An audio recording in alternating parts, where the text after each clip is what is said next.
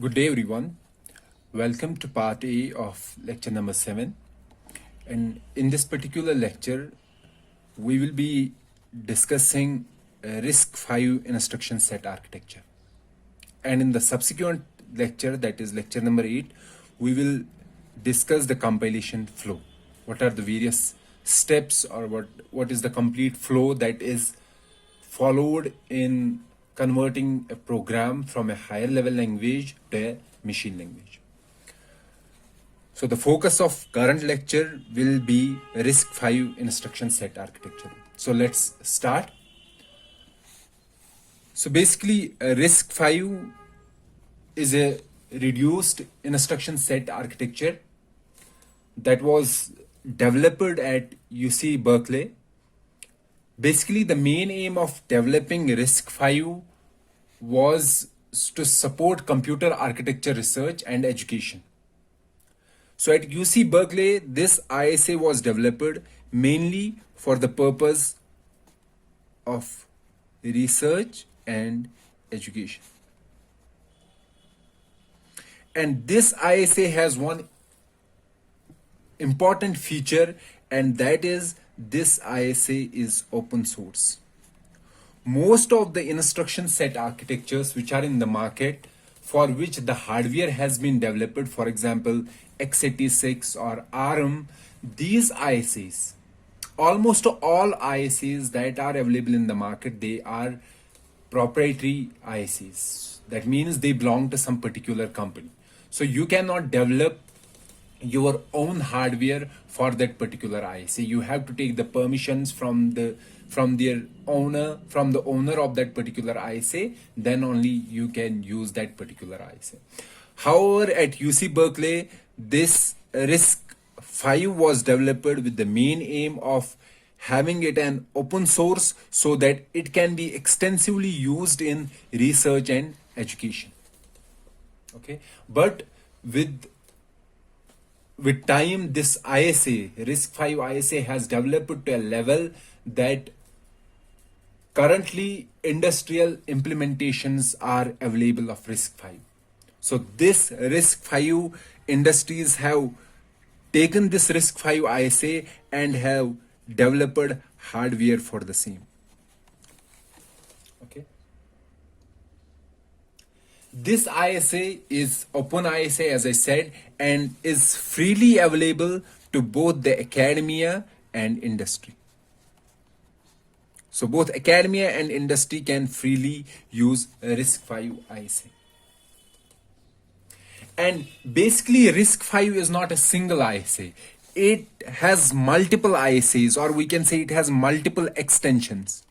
So the ISA has been developed in such a way that some bits are reserved such that you can use those particular bits to have your own ISA, or the ISA which extends the RISC-V. So there are, I think, 10 or 20 extensions available of RISC-V. And why it has been named RISC-V? Basically, there are previous versions of the RISC that have been developed: RISC-1, RISC-2, RISC-3, RISC-4, and RISC-V. This is the fifth version, we say, of reduced instruction set computer. So as I said, this is open source, and this ISA follows load store architecture. What is a load store architecture? Load store architecture is an ISA in which, or is an architecture in which all the operations are carried out on the values stored in the registers.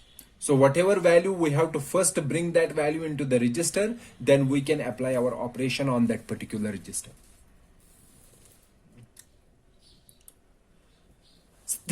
As I have said, that there are multiple versions of the RISC-V, and there is the possibility of having extensions of RISC-V. However, in this particular course, or in this particular lecture, we will be discussing the base integer ISA, that is RV32I. So this is RISC-V 32I. RISC-V 32 means that this particular ISA has 32 integer registers, and it is mostly doing the integer operations. Okay. So there are other versions of RISC-V also. For example, there is RV64I. So this particular instruction set architecture, this is also RISC-V. This has the similar functionality as RISC-V 32I. However, here we have 64 registers. There is also another ISA RV128I that has 128 registers, and that is generating 128-bit addresses. Here it has 32-bit address. Okay, and we have another ISA which is for embedded devices, for example, which can be used for embedded devices, mobile phones, or some other embedded devices. So that is RV32E. Basically, this has been derived from this particular instruction set architecture, and in this ISA or in this extension we have 16 registers and 16-bit addresses.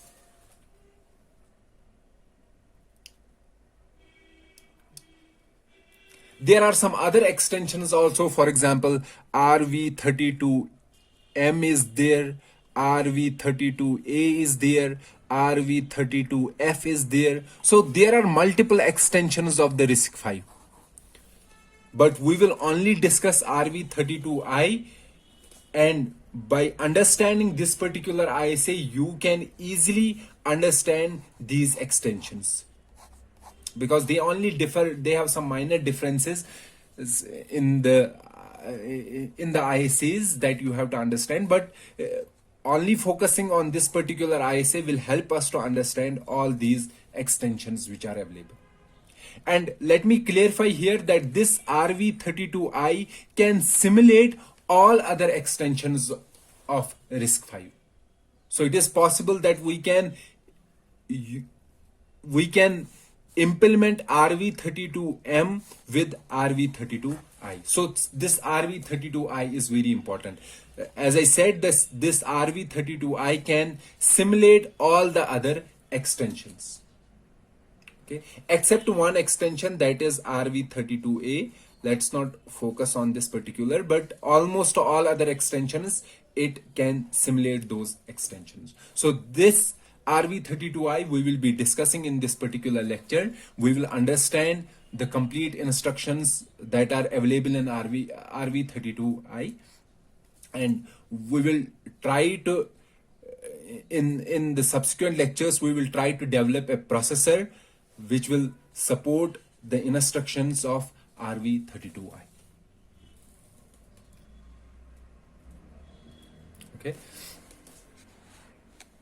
and I want to clarify here that this RV32I or other RISC-V architectures, they are using 2's complement representation.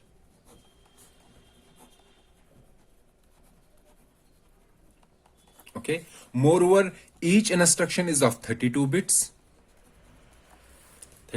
or we can say 4 bytes. The memory is byte addressable. What is the meaning of byte addressable? Byte addressable means that every byte has an address.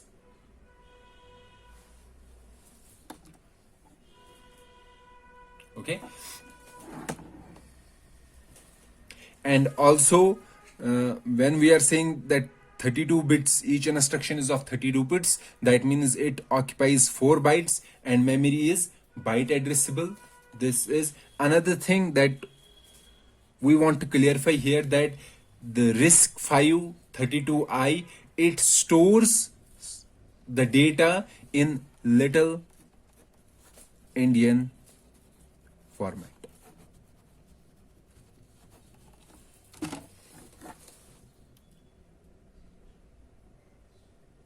Okay, and after that, so these are some points related to RV32I. It has 32 registers and each register is of 32 bits. Okay. And these registers are named as X0, X1, dash dash 2, X31. So these are 32 registers. Okay. And this X0 is a special type of register that is always hardwired to 0. That means whatever operation we will do on X0, the final result in X0 will be 0 because it has been hardwired to 0. Okay. And all the other 31 registers, X1 to 31, these are general purpose registers. General purpose registers means these can be used to hold any value, and they are mostly used in the instructions to execute operations on the data stored in these particular registers. Okay. So apart from these 32 registers, there is also one register which we called program counter. And we all know that what is a program counter? A program counter is a special type of register that is used to store the address of an instruction that is to be executed by the processor. So since we have 32 registers, so having 32 registers, how many bits can be used to address these registers? So for example, if we have only 4 registers, X0, X1, X2 and X3. So these are 4 registers. How many bits can be used to address these 4 registers? So that will be log of 4. Log of 4 is 2. So 2 bits will be used to address these 4 registers uniquely. So X0 will be 00, X1 will be 01, X2 will be 10 and X3 will be 11. Since we have 32 registers here, so how many bits will be required? So that will be log of 32 and that is equal to 5. So 5 bits will be used to address these 32 registers. So 00000, this address, this register address will denote register X0. 00001 will denote register X1. So we have a register file. This is our register file. And this register file has how many entries? So we have 32 entries. The first entry or the 0th entry, this is called X0. The second entry X1, X3 and last one is X31. Okay. And how many bits will be used to address these locations, these 32 locations? As I said, these will be 5 bits. So 5 bits will be used to address these registers in register file.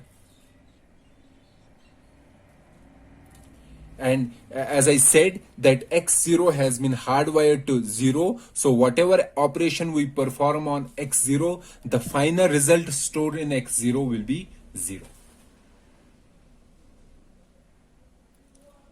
So in RV32I, we have 32 registers and one special register called program counter. Since in our previous lectures, we discussed that we require some other registers also. For example, we require return address register, we require stack pointer. Okay. So in RV32I, we don't have separate return address register and separate stack pointer. Instead, we use one of the registers from the general purpose registers to store our return address and stack pointer. You can use any register of your choice, X1 to X31, any register you can use to store your return address and to store your stack pointer. But the common standard that is followed is that X1 should store return address and X2 should store stack pointer. Okay.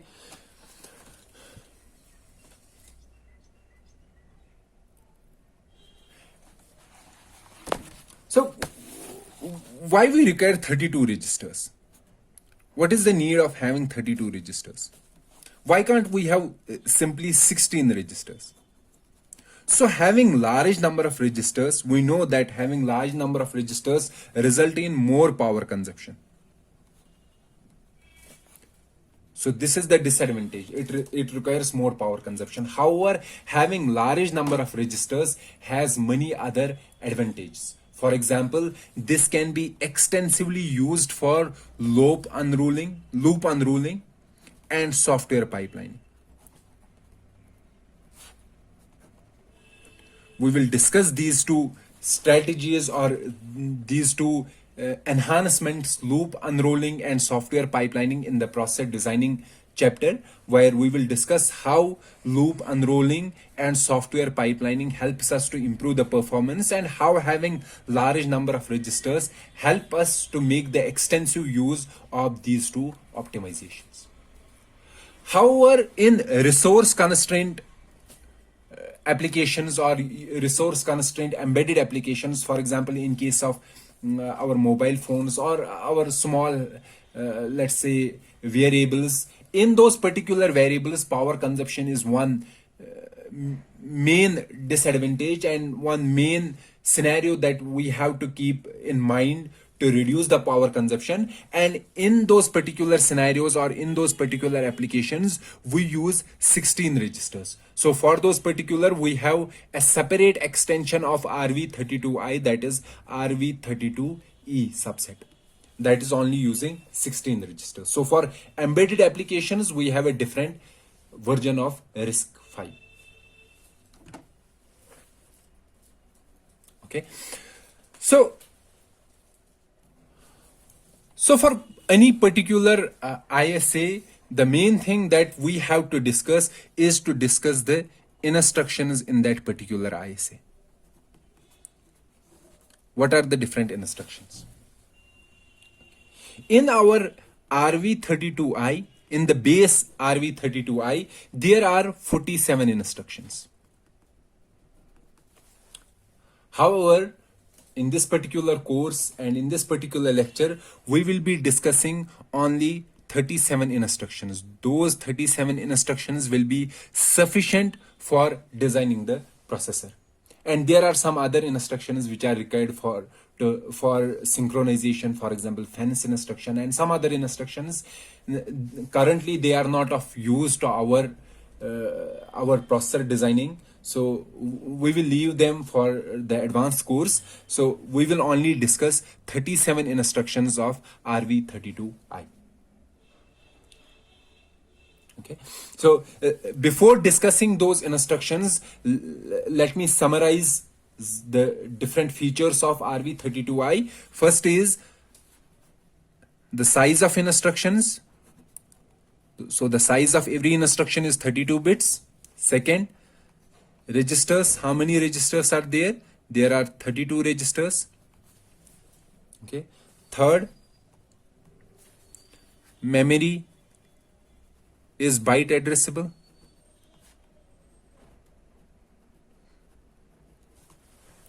How many bytes does an instruction occupy? A single instruction occupies 4 bytes. Okay. And size of every register? Size of every register is 32 bits. So each instruction is of 32 bits and the size of each register is 32 bits. So our RV32I, the instructions in RV32I, those instructions have been divided into 6 groups based on the format of instruction.